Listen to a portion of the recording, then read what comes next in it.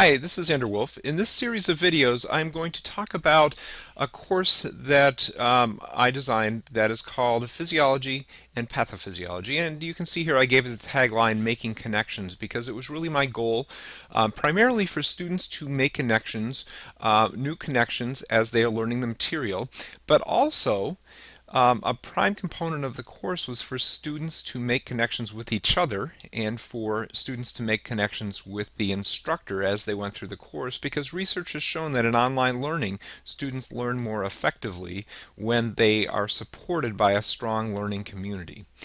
So I'm going to get to how I worked to create that effective and powerful online learning community in other videos. I want to start in this video talking about a basic principle of online learning, which talks about the importance of having a course that is easy to navigate and well organized.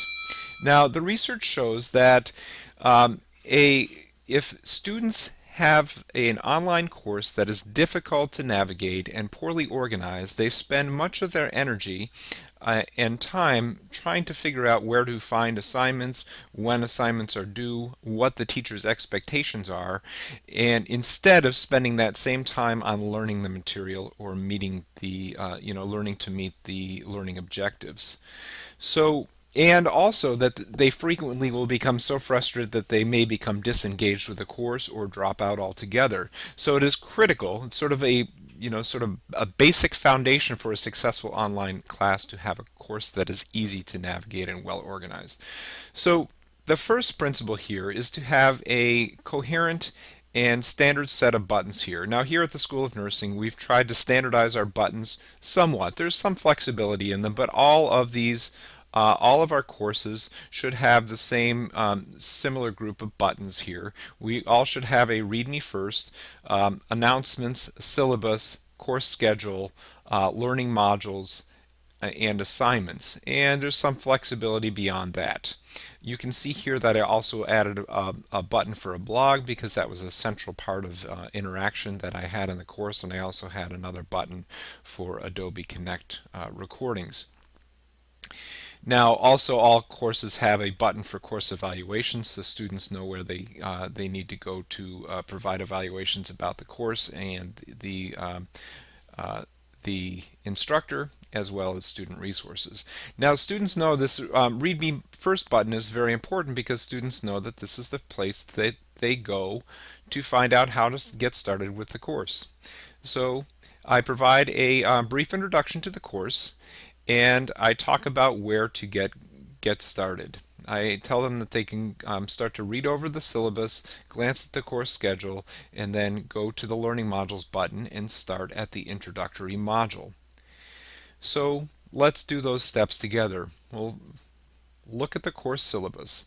Now, the course syllabus, I used this year a Google Docs format, which allowed me to create hyperlinks within the document so that the students can jump from place to place in the document and find exactly what they need when they need it. So say that a student is looking for specific information in the course about the required and recommended texts. So the students can just click on that link and they are instantly taken down to that section of the document. So you can see here I've got the required textbooks and the recommended textbooks here as well.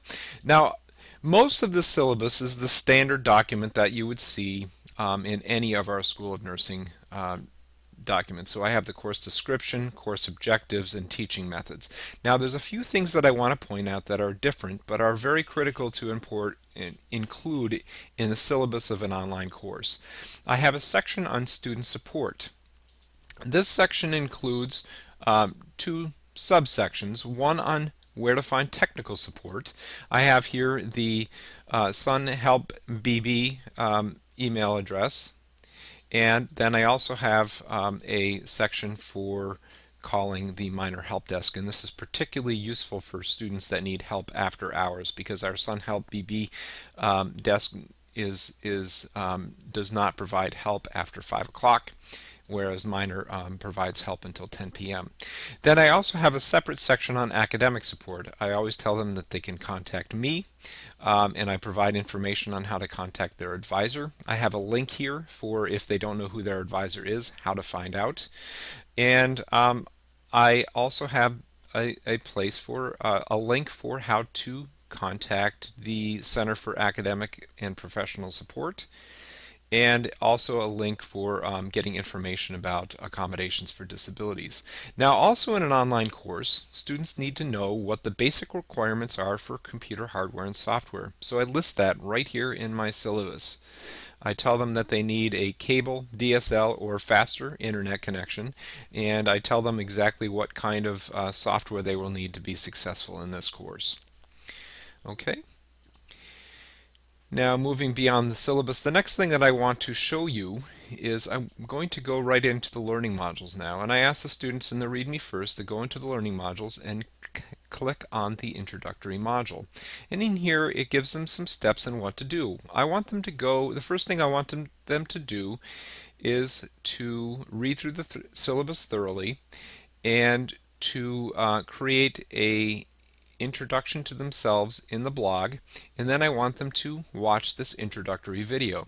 Now, this introductory video looks a lot like the video that you're watching right now, but what it does is it does what most of us faculty do with students when we are in a face-to-face class on the first day of class.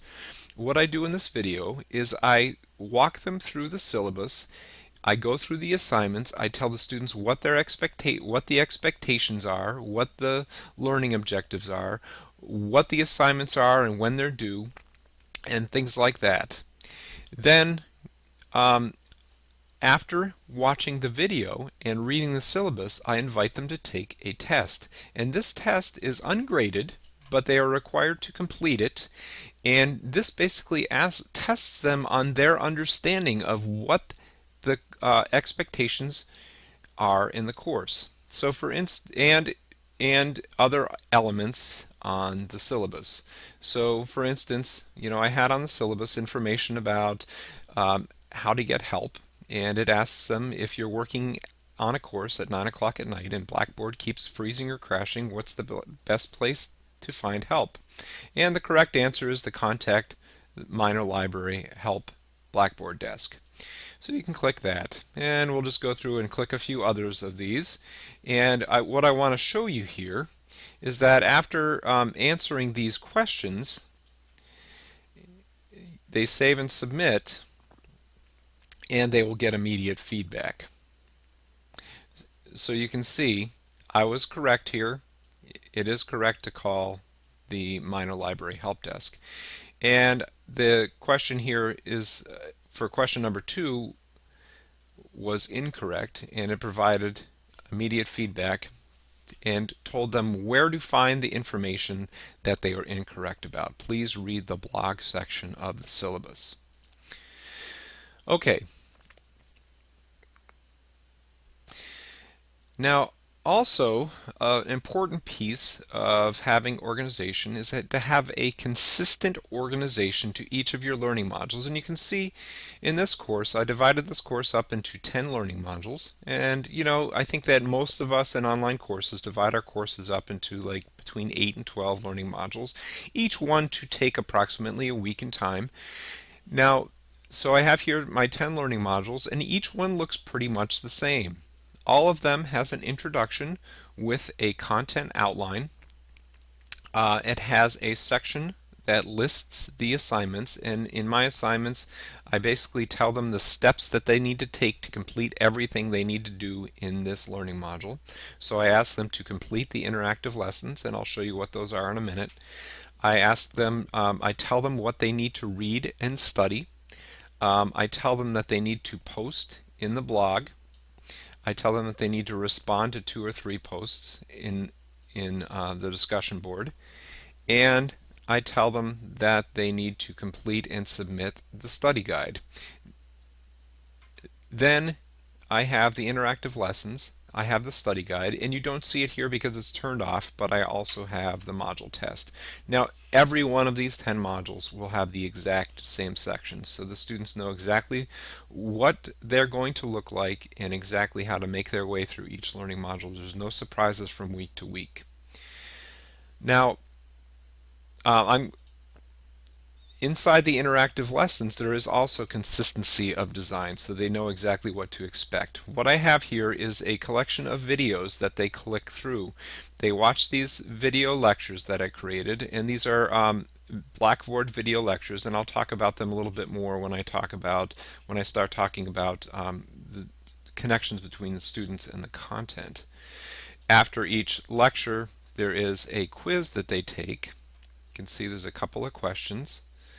And when they take the quiz, they get feedback, whether it's correct or incorrect.